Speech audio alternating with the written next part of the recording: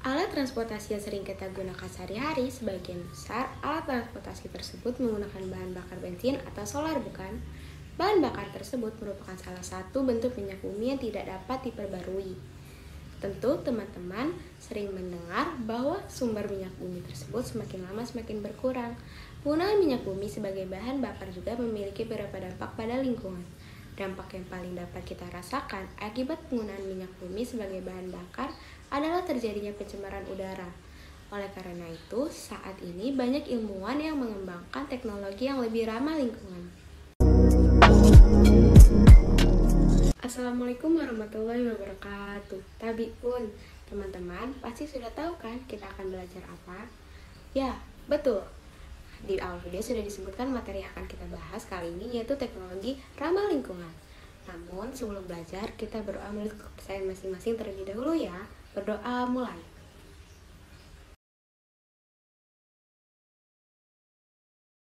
Teknologi ramah lingkungan atau sering disebut dengan sustainable technology atau green technology merupakan bentuk penerapan teknologi yang memperhatikan prinsip-prinsip pelestarian lingkungan. Teknologi tersebut bertujuan untuk memberikan kemudahan dan pemenuhan keperluan manusia. Teknologi tersebut memanfaatkan sumber daya alam yang dapat diperbarui dan tidak menghasilkan limbah yang membahayakan lingkungan. Selain itu, teknologi ramah lingkungan juga dapat menggunakan bahan yang dapat didaur ulang. Lingkungan sekitar kita tidak lepas dari pemanfaatan teknologi, mulai dari bidang pertanian, industri besar, dan industri skala rumah tangga. Pemanfaatan teknologi yang tidak tepat dapat mengakibatkan kerusakan pada lingkungan. Oleh karena itu, sebagai warga negara yang baik, teman-teman harus memperhatikan lingkungan di sekitarmu ya. Selain untuk menjaga kelestarian alam, menjaga lingkungan bermanfaat pula untuk menjaga kesehatan diri sendiri dan keluarga. Teknologi ramah lingkungan telah diterapkan dalam berbagai bidang, antara lain di bidang energi, transportasi, lingkungan, dan industri. Agar teman-teman dapat memahami berbagai aplikasi teknologi ramah lingkungan, ayo pelajari materi berikut dengan penuh seksama ya. Yang akan kita bahas pertama adalah teknologi ramah lingkungan di bidang energi. Teknologi ramah lingkungan dapat diterapkan pada bidang energi sebagai upaya mencari sumber energi alternatif untuk masa depan. Berikut adalah contoh penerapannya. Yang pertama ada bahan bakar dari tumbuhan atau biofuel. Biofuel adalah jenis bahan bakar alternatif yang berasal dari bahan-bahan organik. Biofuel termasuk sumber daya alam yang dapat diperbarui. Ada dua jenis biofuel, yaitu dalam bentuk etanol dan biodiesel. Proses pembuatan bioetanol diawali dengan penghancuran bahan bakar yang mengandung karbohidrat, sehingga memiliki ukuran yang kecil. Karbohidrat yang berupa lignin, selulosa, dan hemiselulosa kemudian dihidrolisis dengan bantuan enzim yang dihasilkan jamur dan bakteri, sehingga menghasilkan senyawa gula pentosa dan glukosa. Senyawa gula tersebut kemudian difermentasi oleh Saccharomyces cerevisiae sehingga menghasilkan etanol dan senyawa lainnya.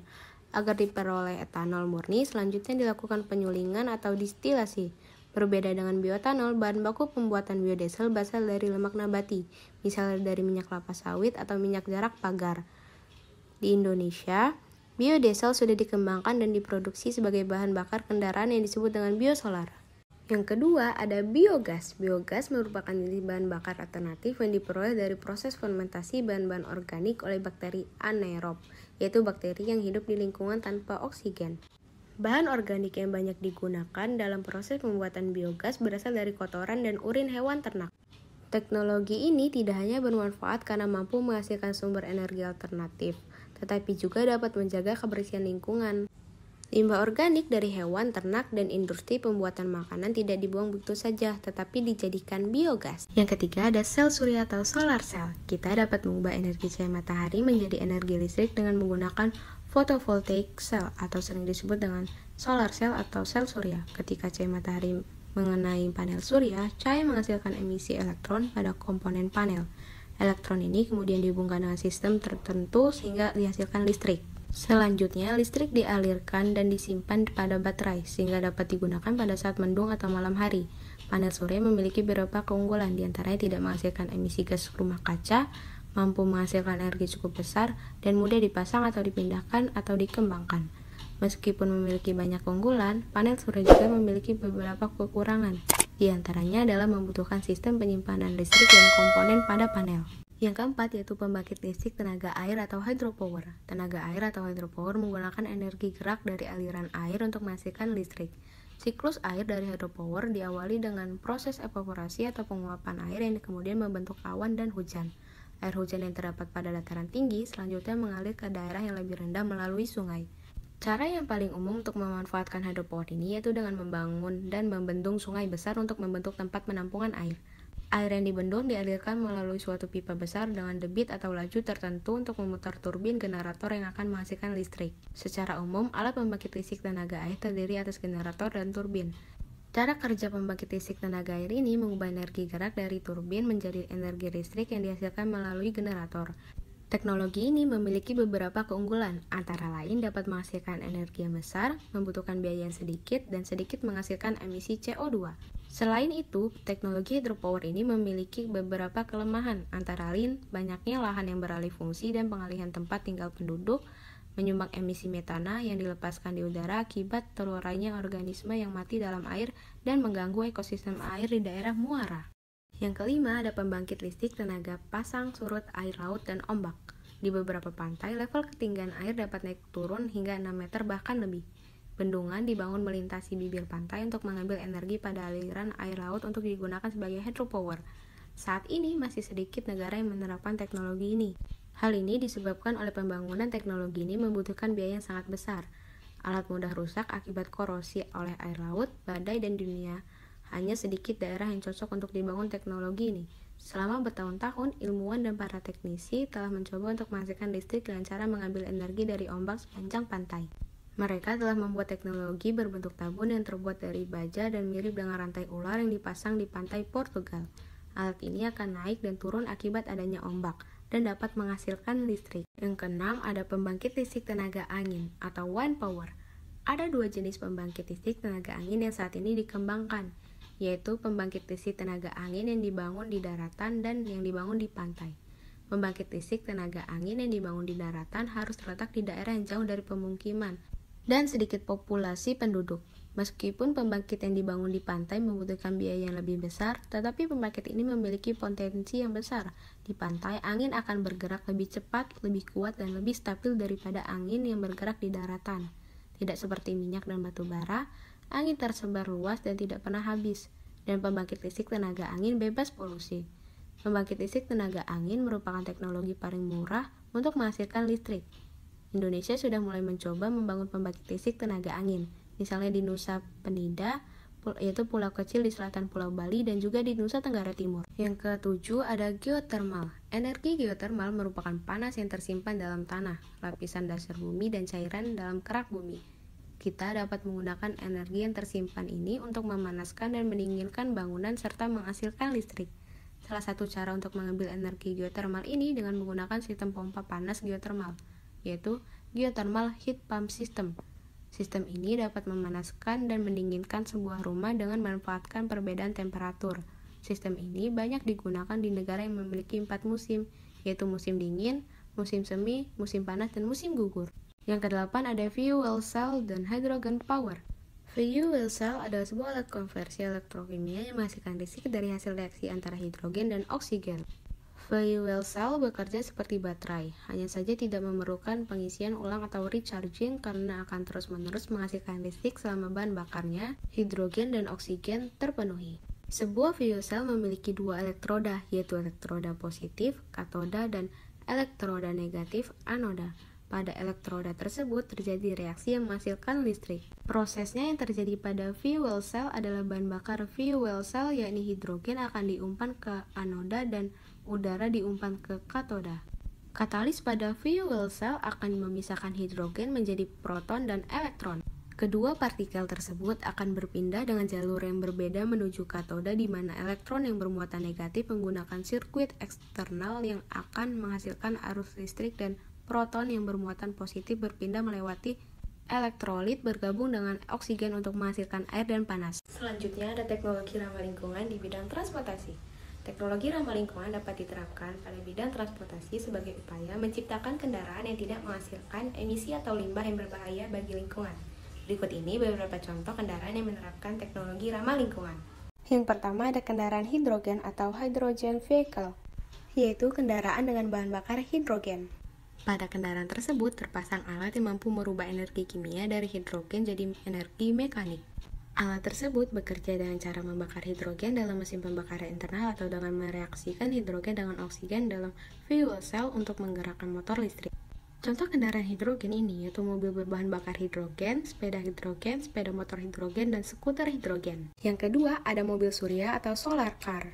Mobil surya merupakan mobil yang energi utamanya berasal dari sinar matahari. Salah satu contoh mobil surya adalah bus surya.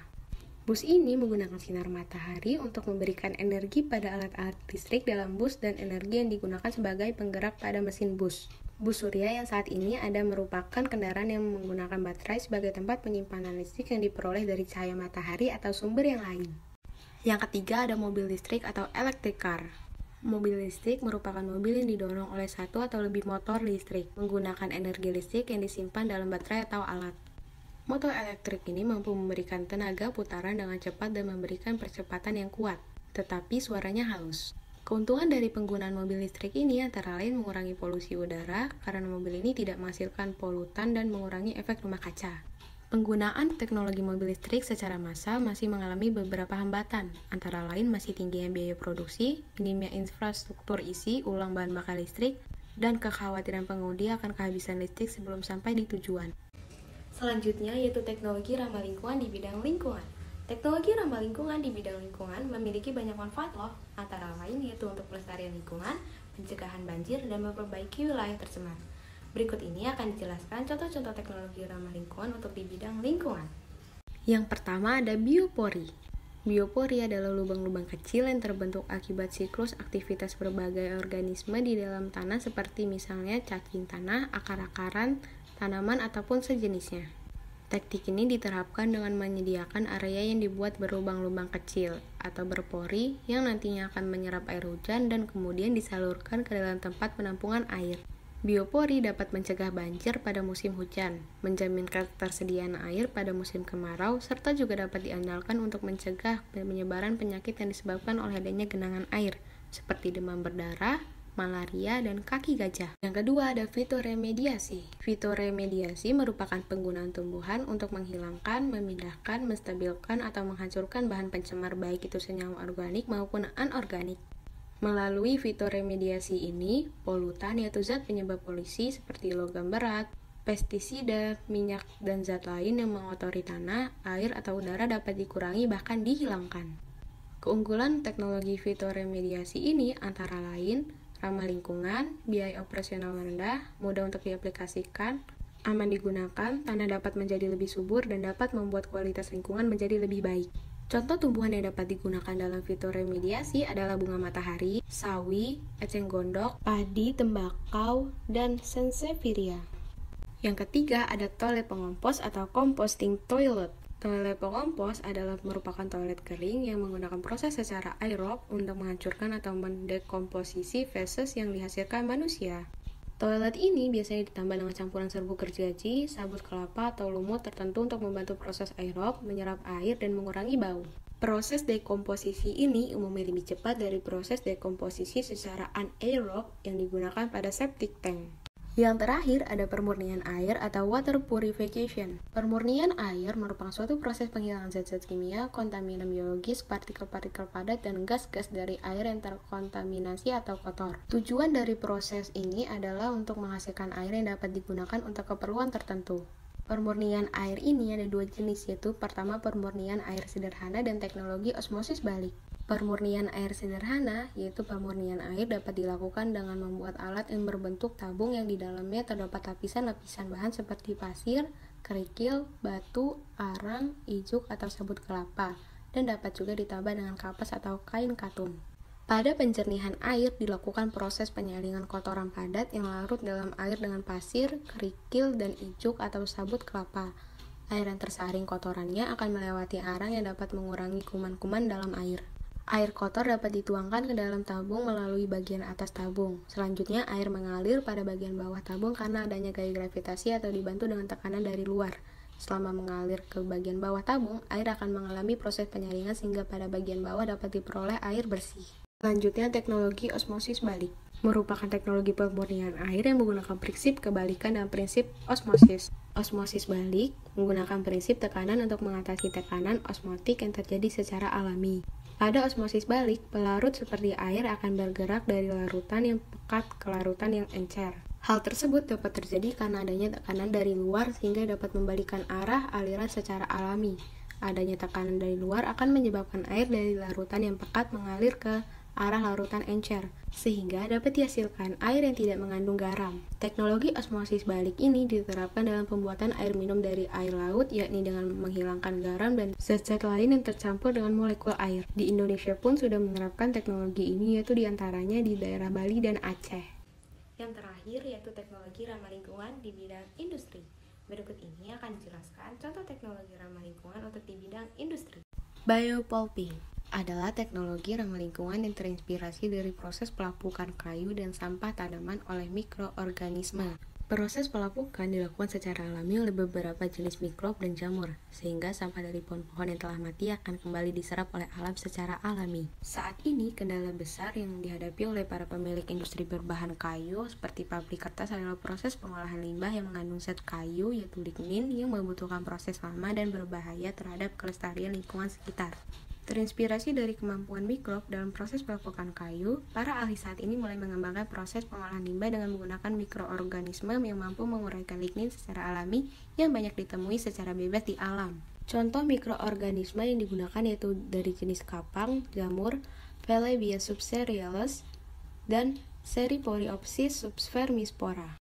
Banyak sekali perilaku hemat energi dalam kehidupan sehari-hari, misalnya sebagai berikut. 1. Membudayakan penggunaan sepeda atau berjalan kaki untuk kegiatan sehari-hari.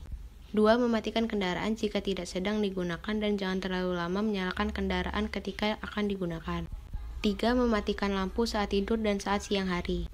4. Jika menggunakan pompa air listrik untuk mengalirkan air, penuhi bak mandi dan tempat penampungan air dalam sekali waktu. 5. Membuat jadwal mencuci dan menyetrika pakaian secara teratur, misalnya 2 kali seminggu untuk seluruh pakaian yang kotor. 6. Jika menggunakan kendaraan, sebaiknya berangkat lebih pagi agar terhindar dari kemacetan. 7. Memilih peralatan rumah tangga yang hemat energi. 8. Jangan buang-buang kertas bekas begitu saja. Tanamkan dalam diri bahwa setiap menggunakan sebuah kertas berarti kita telah menebang sebuah pohon. 9. Menggunakan air secukupnya saat mandi dan mencuci. Setelah teman-teman mempelajari tentang teknologi ramah lingkungan, masih ingat tidak ya? Apa saja sih prinsip-prinsip teknologi ramah lingkungan? Apabila suatu teknologi tidak sesuai dengan prinsip-prinsip tersebut, berarti penerapan teknologi itu termasuk teknologi tidak ramah lingkungan. Beberapa prinsip teknologi tidak ramah lingkungan diantaranya adalah teknologi tersebut menghasilkan sisa atau limbah yang dapat membahayakan lingkungan, dan sumber energi yang digunakan adalah sumber energi yang tidak dapat diperbarui. Ayo kita pelajari sama-sama agar teman-teman lebih memahami beberapa contoh teknologi tidak ramah lingkungan. Pengolahan minyak bumi. Minyak bumi merupakan komoditas yang sangat penting karena memiliki banyak manfaat. Minyak bumi dapat diolah untuk digunakan sebagai bahan baku aspal, pelumas, nafta, solar, minyak tanah, aftur, bensin, dan LPG. Perhatikan gambar. Gambar tersebut merupakan proses penyulingan minyak bumi. Sebelum diolah, minyak bumi merupakan cairan berwarna hitam, lengket, serta mengandung berbagai senyawa hidrokarbon yang dapat terbakar, sulfur, oksigen, dan nitrogen. Minyak bumi terbentuk dari makhluk hidup yang telah mati jutaan tahun yang lalu dan terjebak dalam suatu ruangan yang tertutupi oleh bebatuan di dalam tanah atau di dasar laut. Minyak bumi yang demikian disebut dengan light crude oil. Untuk mengambil minyak bumi tersebut, kita harus mengebor ke dalam ruangan yang berisi minyak tersebut, lalu memompanya keluar. Setelah dipompa keluar, minyak disalurkan melalui pipa, truk, atau kapal minyak menuju kilang minyak. Dalam kilang minyak, dilakukan penyulingan minyak bumi. Dalam proses penyulingan, minyak bumi dipanaskan untuk memisahkan komponen-komponen penyusun minyak bumi berdasarkan titik didihnya. Pengolahan batu bara.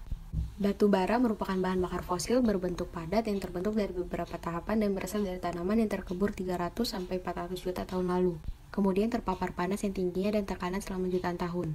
Batu bara merupakan bahan bakar yang paling kotor di antara bahan bakar yang lain. Bahkan sebelum batu bara dibakar, proses produksi batu bara sehingga siap digunakan pun telah merusak tanah dan mencemari air dan udara.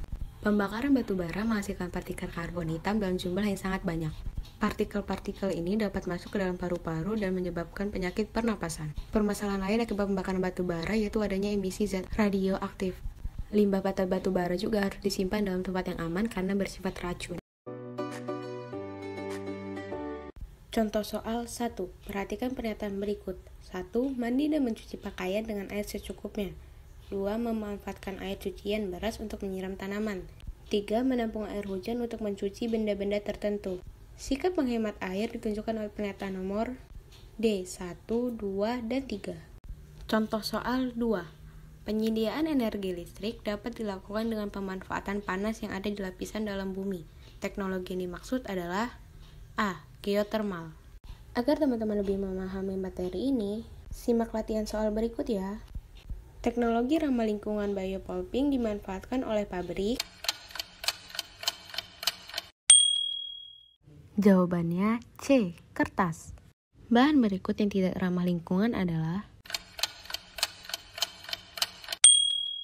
jawabannya A. Karet sintesis. Saya Naswadila mengucapkan terima kasih sebanyak-banyaknya kepada teman-teman yang sudah menyimak materi dari awal hingga akhir video.